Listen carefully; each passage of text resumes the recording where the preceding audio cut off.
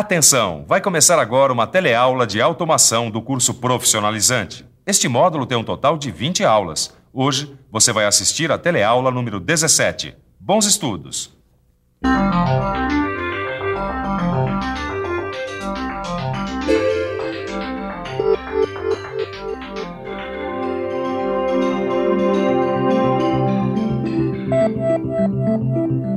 Na nossa teleaula de hoje, você vai fazer uma viagem pelo mundo da ficção científica. Você vai conhecer os robôs. Os robôs. Só que eles estão um pouco exaltados, porque os robôs de verdade não tem nada a ver com os robôs de ficção científica. Como você pode ver, eles são feios, surdos, mudos e burros. Mano, eu não tô exaltado, não. É óbvio que os robôs de verdade são bastante diferentes dos robôs dos filmes, mas eles também são super interessantes, porque os robôs conseguem fazer missões muito parecidas com as missões imaginadas pelos escritores de ficção científica. É verdade. Sabia? Então, se liga aí.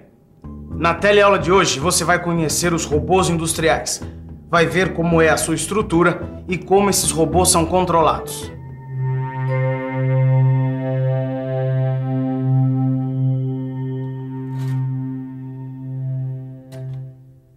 Sempre que a gente imagina um robô, logo pensa nos robôs dos filmes. Máquinas parecidas com os homens, com uma inteligência excepcional. Mas apesar da tecnologia ainda não ser capaz de fazer robôs como os dos filmes, os robôs de verdade são máquinas bastante úteis e versáteis. Dá até para dizer que são máquinas com 1001 utilidades. Afinal, hoje em dia, os robôs são usados para realizar desde atividades perigosas até missões em lugares totalmente inacessíveis às pessoas. Dá só uma olhadinha no nosso arquivo. Até um tempo atrás, muitos tesouros de navios estavam perdidos no tempo e no espaço, já que muitas vezes eles estavam em áreas perigosas e muito profundas, inatingíveis aos mergulhadores. Hoje quem sai em busca desses tesouros são os robôs. E são os robôs também que colocam satélites em órbita nas missões espaciais, que fazem análises de gases em crateras de vulcões, que mexem nos produtos radioativos das usinas nucleares. E claro, os robôs também estão nas atividades industriais, que são os robôs que você vai conhecer na nossa teleaula de hoje. Observando essas imagens, a gente pode perceber que existem diferentes tipos de robôs com diferentes estruturas e ainda diferentes aplicações. Agora, o que eles têm em comum é que todos eles são uma espécie de máquina CNC. O que eu quero dizer é que os robôs têm o mesmo princípio de controle das máquinas ferramentas CNC, só que com uma estrutura mecânica completamente diferente. Bom, tem gente que define o robô como sendo um manipulador mecânico reprogramável. Por outro lado, tem outras pessoas que dizem que o robô é um mecanismo automático universal. Bom, o que todo mundo concorda é que os robôs são máquinas controladas numericamente, feitas para executar uma grande variedade de operações.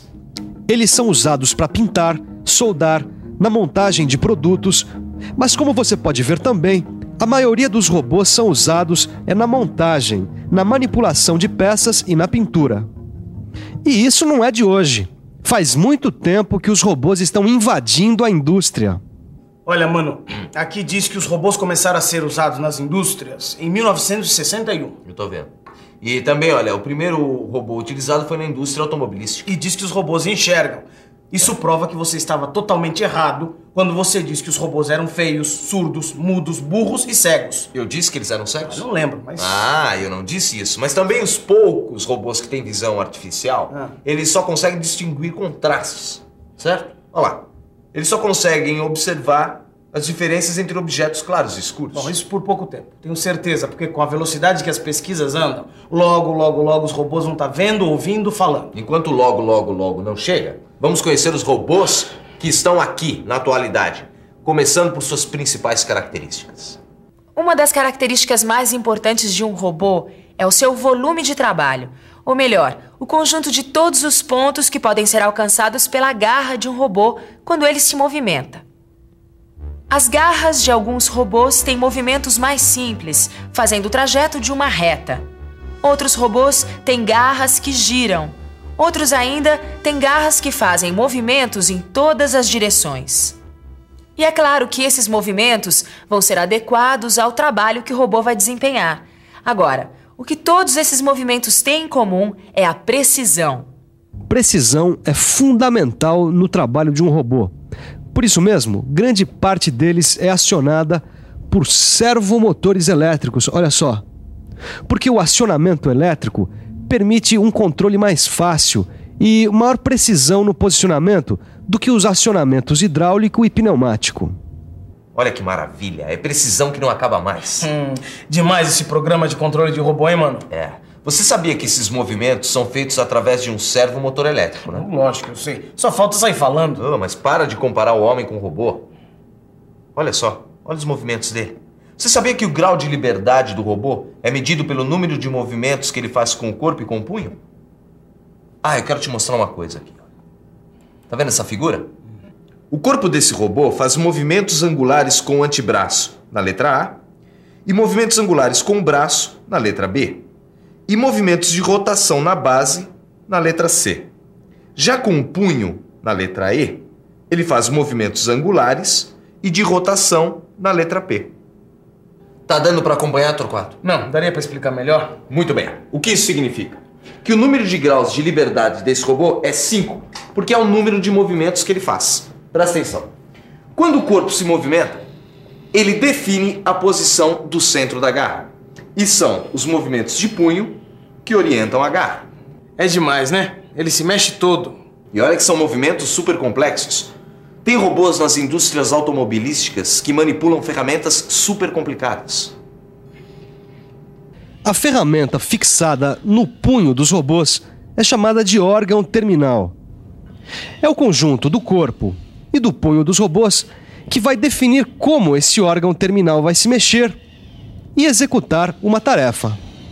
Agora, dependendo da atividade que o robô vai desempenhar, o órgão terminal vai ser diferente, já que ele pode empunhar desde uma pistola de tinta até um aplicador de solda a ponto.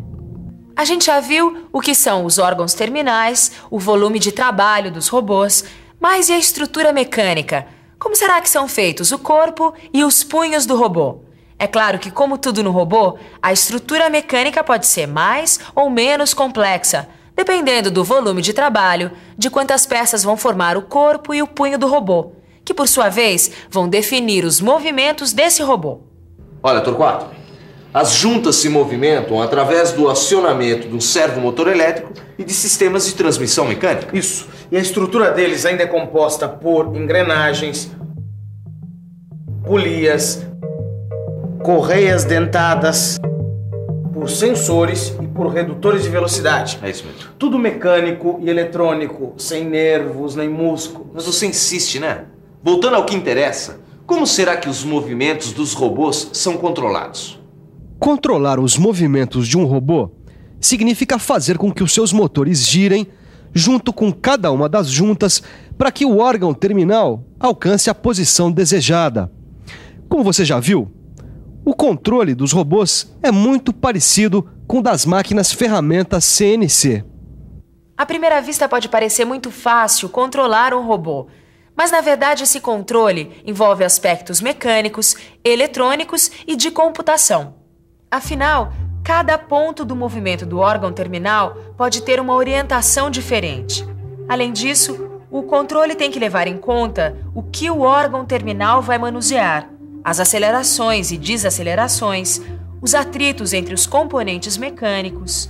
Enfim, é uma série de cálculos que devem ser feitos durante a movimentação do robô, ou como se costuma dizer, em tempo real. Mas é muita coisa para controlar, hein, mano? E olha que já melhorou bastante, hein? Por exemplo, com o desenvolvimento dos controles numéricos com velocidade de processamento maior, componentes mecânicos, materiais mais leves e resistentes, os robôs ficaram mais rápidos e precisos. É, lógico. Mas mesmo assim, eles ainda são menos precisos que as máquinas ferramentas CNC. Como assim, mano? Depois de tudo isso que a gente viu aqui, você vai querer me dizer que os robôs não são tão precisos? Não, eles são precisos. Mas além deles serem menos precisos que as máquinas CNC, eles são muito limitados. Eles só fazem o que está previsto. Eu não tô entendendo onde você está querendo chegar. É só pensar um pouco. Se acontece algum imprevisto no meio da trajetória, eles não têm como se safar. Além do mais, os robôs não pensam. Eles só obedecem o que os homens mandam eles fazerem. E eles são totalmente comandados e controlados pelos homens. Tudo bem, mano. Eu só quero saber como é feito um programa para controle de um robô. Só isso. Os métodos de programação dos robôs podem ser online ou offline. Na programação offline, que quer dizer fora de linha, é usada uma linguagem de programação parecida com a usada na programação das máquinas ferramentas CNC. Um tipo de linguagem que permite que o operador controle um robô que esteja trabalhando num outro ambiente. Na indústria automobilística, por exemplo, esse tipo de programação é usado para controlar os robôs que executam a solda de ponto nas carrocerias dos carros, uma vez que alguns pontos de solda estão localizados em regiões de difícil acesso. Só que esse tipo de programação ainda tem muitas limitações. Por isso, a mais usada ainda é a programação online, que é feita no mesmo ambiente onde está o computador, através de um painel de controle como esse aqui, chamado Teaching Box, que pode ser traduzido como caixa de ensinamento, ou ainda painel de controle manual. Vamos dar uma olhada nele mais de perto. Através desse painel, a gente movimenta os eixos do robô até o primeiro ponto da trajetória desejada. E essa posição é armazenada na memória do comando numérico. A seguir, a gente desloca o órgão terminal para o próximo ponto. E esse novo ponto é armazenado, e assim por diante. Enfim, armazenando cada ponto da trajetória e do movimento do órgão terminal, a gente ensina o robô o que ele deve fazer.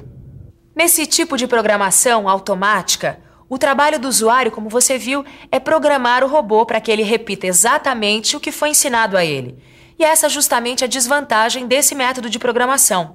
Afinal, a cada nova tarefa é necessário interromper a produção para ensinar ao robô essa nova tarefa. Tarefa. Mano, dá pra você falar qual é a função do robô nas indústrias? Torquato, a função é carregar materiais. Eles carregam e descarregam máquinas e distribuem materiais nas bandejas ou estrados. Tem robôs sendo utilizados nas montagens de produtos. Aliás, tem robôs sendo utilizados em muitas coisas. Porque como o robô é uma máquina universal, as pessoas sempre encontram novas aplicações para eles. Tudo bem, mano. Já que você insiste, o robô não é uma réplica do homem como nos filmes. Mas por tudo que a gente viu aqui, dá pra perceber que o robô substitui o homem como uma máquina-ferramenta. É isso? É isso mesmo, e isso em grande escala. Tem algumas indústrias automobilísticas com estações de soldagem totalmente automatizadas, com robôs que trabalham ao mesmo tempo com vários modelos de carros diferentes. A indústria automobilística é uma das principais usuárias de robôs. Nas estações de soldagem de carrocerias de algumas dessas fábricas, praticamente todo o processo é feito por robôs. Através de um sistema de identificação, a carroceria, ao passar pela estação, é identificada. E a partir dessa informação, é acionado o programa específico para o modelo que foi identificado, o que permite que uma mesma linha trabalhe com diferentes modelos de automóveis de um modo flexível. Flexível. Já ouvi essa palavra mais de 1000 vezes nesse telecurso de automação. É claro, e se não fosse essa tal de flexibilidade, certamente você não poderia estar fazendo essa pesquisa de robôs no seu computador. Tá bom, mano, tá bom. E você, para aprender direitinho, é bom fazer uma revisão sobre a flexibilidade dos robôs. E atenção, se liga aí que é hora da revisão. Na teleaula de hoje, você viu que os robôs são máquinas CNC. Viu que os robôs desenvolvem, principalmente, atividades de soldagem, manipulação de peças e pintura. E viu que o número de graus de liberdade de um robô corresponde à sua capacidade de movimento. Viu só como os robôs são super interessantes? Para você saber mais sobre eles, é só consultar no seu livro. É isso aí. Tchau, até a próxima.